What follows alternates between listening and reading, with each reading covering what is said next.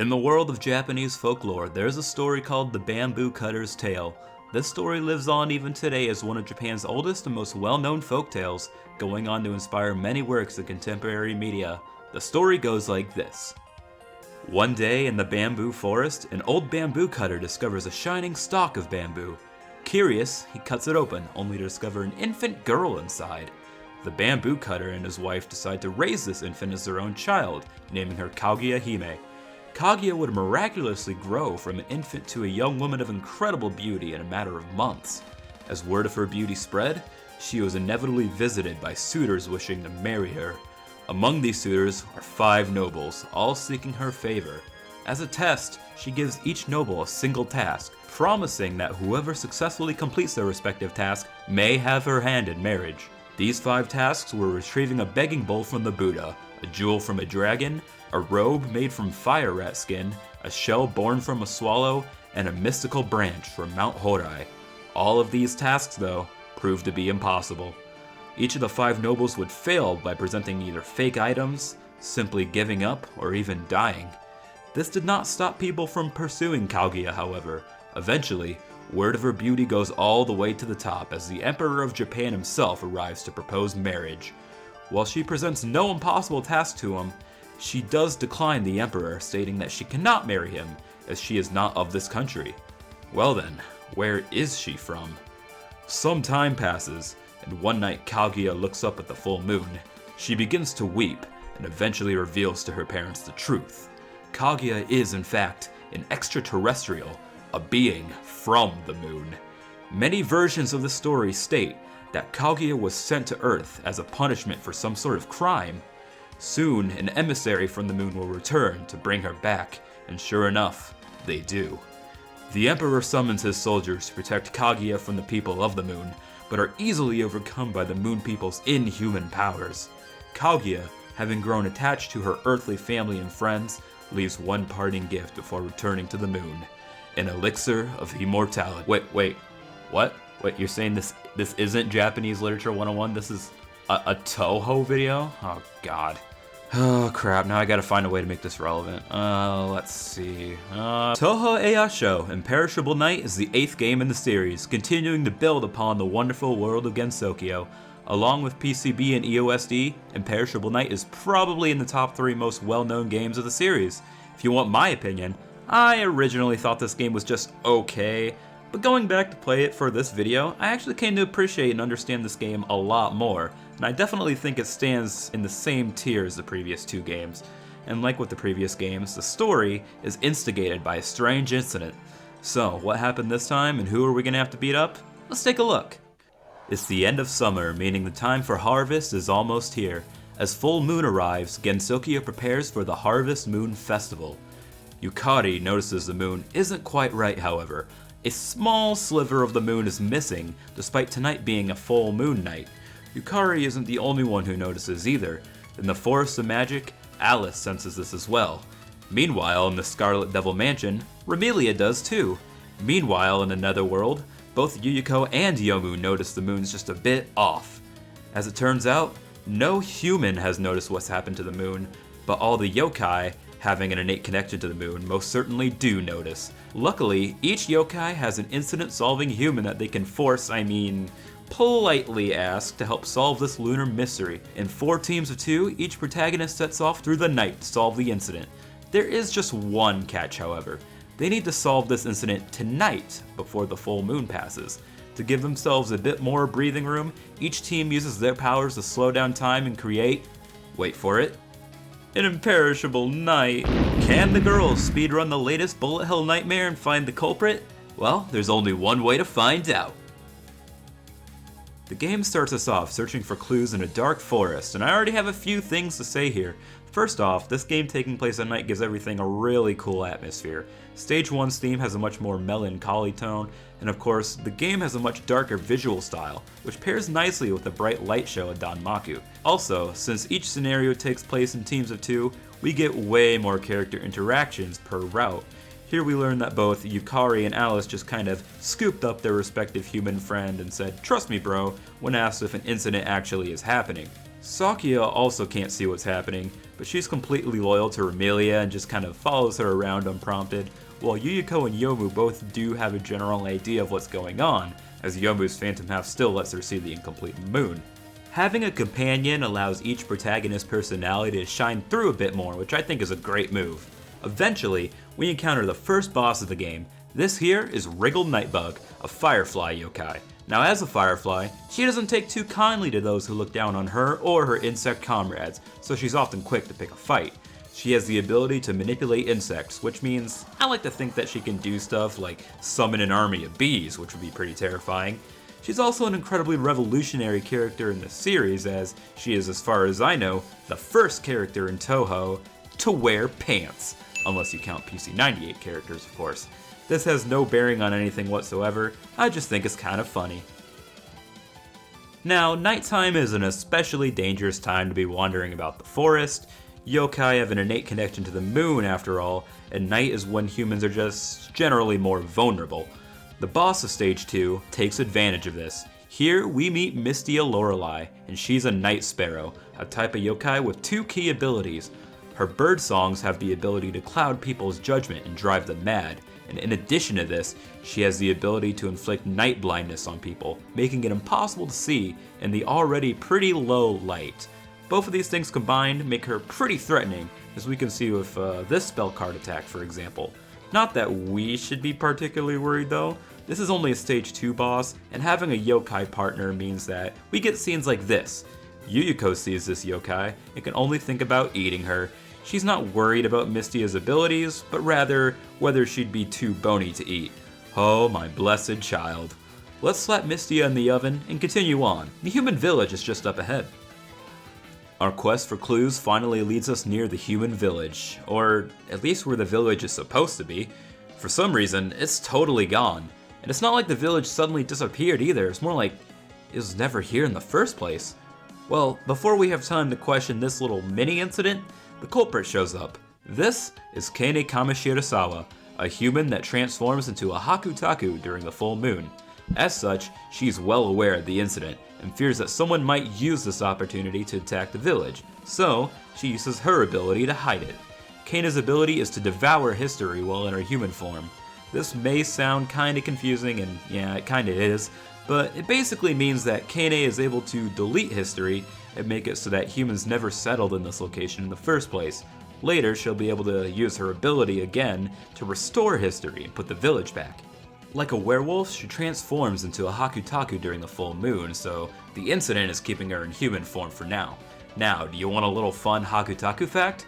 In folklore, a Hakutaku is seen as a wise beast that, in one legend, taught a Chinese emperor about all the different types of yokai that lived. So how does this reflect in Touhou's story? Kane is a history teacher in the human village. Unlike many other yokai, a Hakutaku is generally friendly to humans, which explains why she's protecting this village. She's pretty cool, I like her. Now, after beating her, Kane gives us some sweet Hakutaku wisdom. She points us in the general direction of the culprit. Hell yeah, now we can start getting to the real good stuff. Onward! Kane's directions point us towards the bamboo forest, but before we get there, there's a small speed bump. It's the Stage 4 boss. Let's see, we got... what, huh? Marisa? She's the boss? Then what happens if I'm playing as Marisa? Now it's Reimu! A Touhou game where you fight Reimu? Yeah. So as it turns out, playing as either Reimu or Yomu's team has you fight Marisa, whereas playing as Marisa or Sakya's team pits you against the Shrine Maiden herself. This is a really cool concept if you ask me. While they may not notice what's happening with the moon, they most certainly do notice that we've been extending the night way longer than it's supposed to be, and being the upstanding incident solvers they are, they decide to stop us. Sorry guys, but there's an even bigger incident afoot, so we're gonna have to try to take you down instead.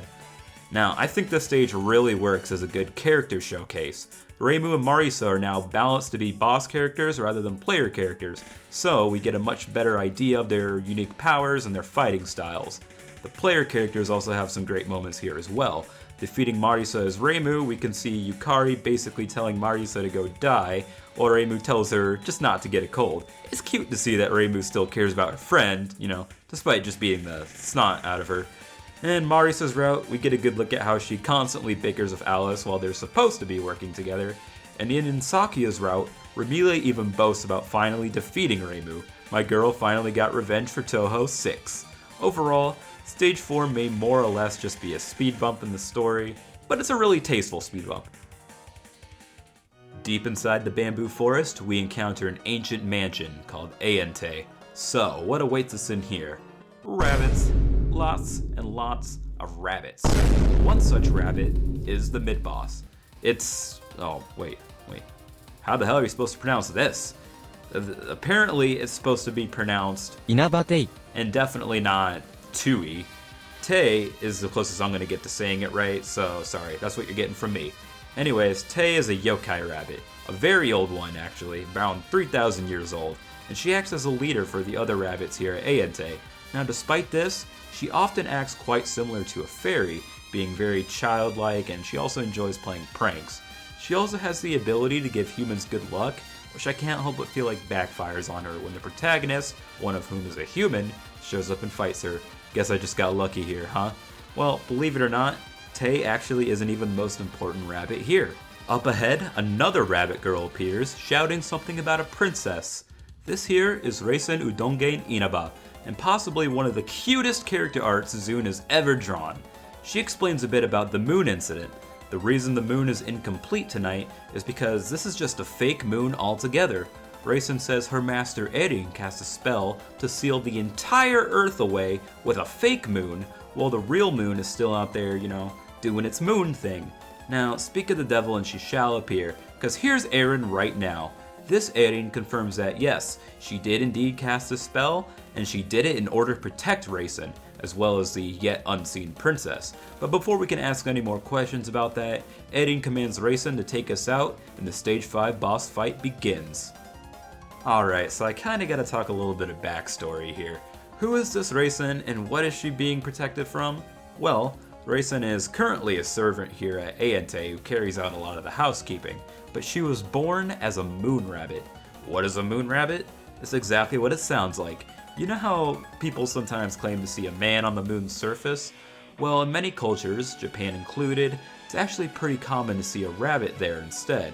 So this gets adapted in Touhou as a cute rabbit girl that comes from the moon. Now, what's she doing on Earth though? Well, believe it or not, Reisen is actually a refugee who fled the moon back in the late 1960s, and if you think that sounds weird and like I just made it up, how would you feel if I told you that she fled the moon because humans invaded, planting a flag on the lunar surface? Yep, in this game, it's explained that NASA's 1969 moon landing is canon, and this is the very event that got taken as a declaration of war against the moon people. I'm so proud of this nation. Let's go USA! Now, not wanting to fight, Reisen fled to the Earth, soon arriving at Ayente and joining up with the others here. Now, Zune must have been quite drunk while writing this backstory, because it's completely ridiculous, and I am in love with it. Reisen's special abilities are manipulating wavelengths of light and sound in order to confuse the senses, and her red eyes are said to cause insanity in anyone who looks into them. How can I not look though? This girl is just completely adorable. Believe me though, if her eyes don't drive you insane, this fight will. Reisen is determined to protect this princess, and she pulls out some pretty insane moves to do so. Now, upon beating her, two paths lie before you, the game's Route A and Route B. To get the full story of this game, we're gonna have to play two different routes of Stage 6. In a last-ditch effort to stop you, Reisen seals off most of Ayente's doors, and uses her abilities to hide the correct path forward. Therefore, the two Stage 6 routes will lead you to either the fake moon on Route A, or the real moon on Route B. First, we have to tackle Route A. It's here that we meet up once again with Erin, who seems pretty smug that we chose the fake moon route. Let's give her a proper introduction.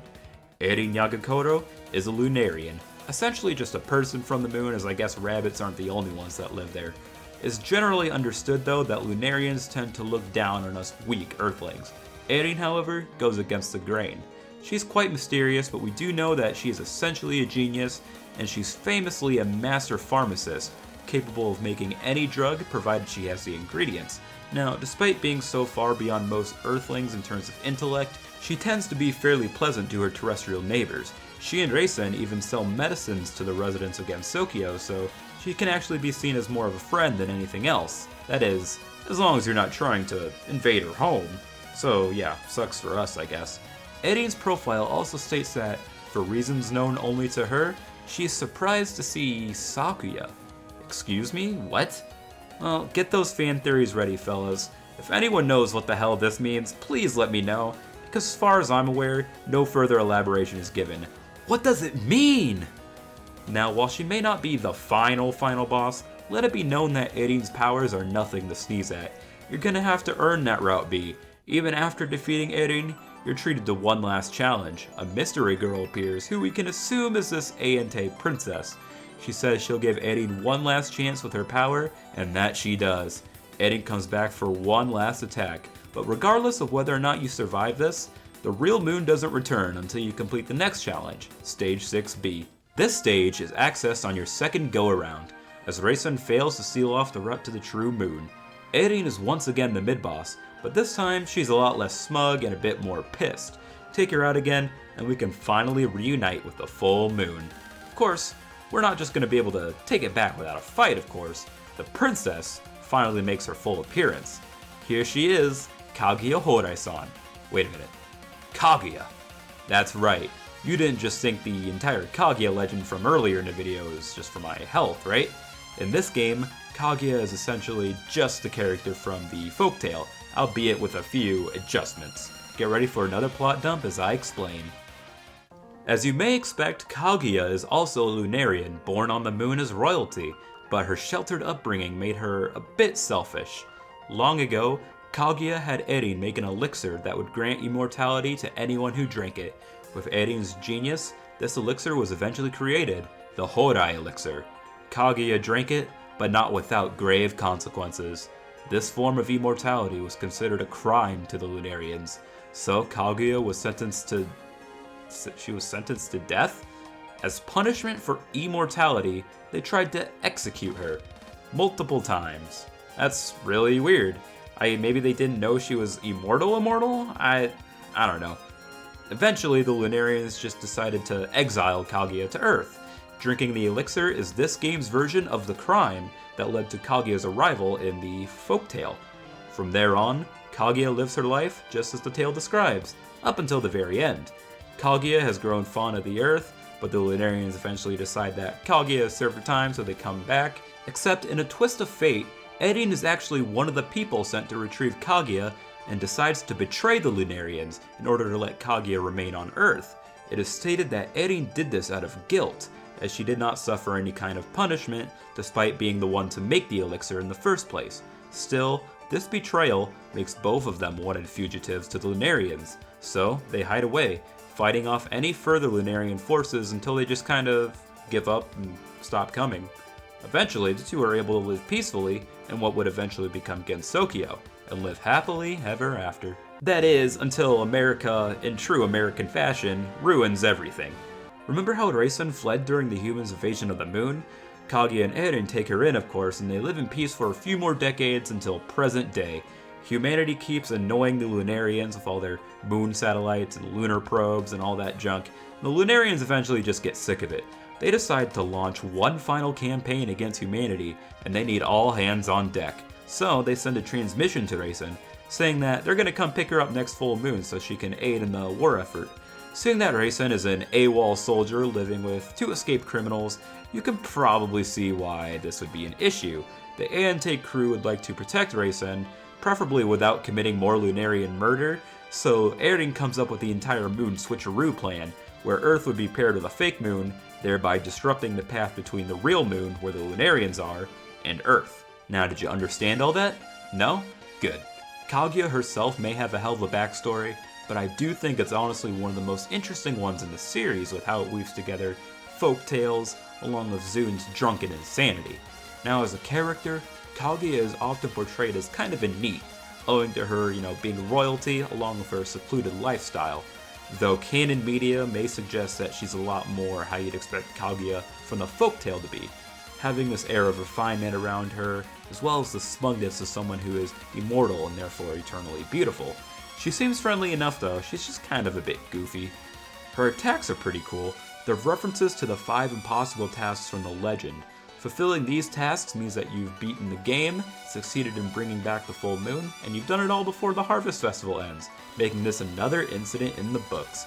Now I'm sure nothing bad will ever happen with the moon again. But Cinder, you ask, what about the Lunarians coming for Raisin? Well, don't you worry your pretty little head. It's actually explained that even if someone from the moon did try to come to Earth, the Hakurei barrier would prevent them from entering Gensokyo itself and causing any problems. So in the end, I guess this incident just seems kind of redundant. Oh well, it still is kind of heartwarming to see the lengths everyone in Ayante would go through to protect each other. Alright, but you know what's up, we still got an extra stage to talk about. Now for this one, we have the classic setup. It's another full moon tonight. The protagonists, this time with Kaguya as a guest, are all hanging around at the Hakurei Shrine. In the wake of the incident, it's actually pretty peaceful. Too peaceful, actually. This sucks! How's Reimu supposed to entertain herself now? Well, fear not, lovely Shrine Maiden. Kaguya has something fun that we can do. A trial of guts. She says that if we can return to the bamboo forest at night, we'll see something truly horrifying. Sounds fun and totally not suspicious, right? Well, we don't have anything better to do, so might as well go check it out. So, what is nighttime in Gensokyo like when a natural, not fake moon is out? Well, there certainly are a lot more Hakutakus about. Yeah, remember how Kane couldn't transform because of the fake moon? Well, she can now, and she's gonna demonstrate her power by giving you an extra stage style beatdown. Now at first it seems like this may be the trial Kaguya was talking about, but Kane mentions that she's actually trying to stop us before reaching that human. What human? Who's she talking about? Well, we don't have to wonder long, because we soon encounter the extra stage boss. This here is the boss, Fujiwara no Moko, and no fucking way! Moko is indeed terrifying. I mean, just look at her abilities. Like Kaguya, she's completely immortal, and apparently she also has the power to use fire-based attacks. But why is she immortal too? Well, same reason as Kaguya, the awry elixir. See, Moko actually has some beef with Kaguya. Hundreds of years ago, a young aristocrat named Fujiwara received an impossible request from Kaguya. Unable to fulfill this request, he was rejected by Kaguya, and subsequently he was humiliated. Fujiwara would later have a daughter that would swear revenge on Kaguya for humiliating her family. This girl, Moko, drank the awry elixir in order to fight and kill Kaguya. Except, immortals can't really kill each other, so they simply end up mortally wounding each other daily and then regenerating. For hundreds and hundreds of years, this repeats. Jesus Christ! In this never-ending conflict, our role is just another way for Kaguya to retaliate. In Moko's defense though, she's actually a nice girl. She's more or less a loner, but she is pretty friendly to humans. She's known to escort lost humans out of the bamboo forest, and she still politely listens whenever they have something to say to her, provided of course they're not aligned with Kaguya. Whoops. Moko cannot possibly lose anything from this fight, seeing how she's already pretty much homeless, has no chance of dying, and, you know, unbelievably strong. So it's more or less just a show of power that, with enough practice, you might be able to overcome. Not me though, I suck way too much at this game. If you want to ward her off, there is a secret. Show her a jelly donut. I hear those things are pretty scary. That about covers it for this game though, and here I thought the PCB episode had a lot going on. This game is a perfect combination of folklore influence along with original Zune madness, so it sets the tone pretty well for how the majority of the series develops. Because of this, I actually found quite a lot more to enjoy when I actually dug deeper into the story. Hopefully you enjoyed it as well. What I can say for certain though is that with Touhou 6 through 8 covered, we're actually pretty well equipped to understand a huge portion of the Touhou fandom at large. But that doesn't mean this is the end though. Next time we're gonna switch things up by looking at Touhou 9, Phantasmagoria Flower View. Now this one is a 2-player PvP game with 16 playable characters. I have no idea how I'm gonna tackle that one, but well, we'll figure it out. Until then, let me just say thanks for all the comments and feedback and everything everyone has left. During the recording this video, I have broke 100 subscribers, which is about 100 times more than I ever thought I would get, especially from just 2 videos, but Again, thank you all so much. I'm so glad that you people are enjoying these, so I will definitely keep making more. So yeah, once again, thank you guys so much for watching, and I will see you guys next time on Touhou Explained. See you then.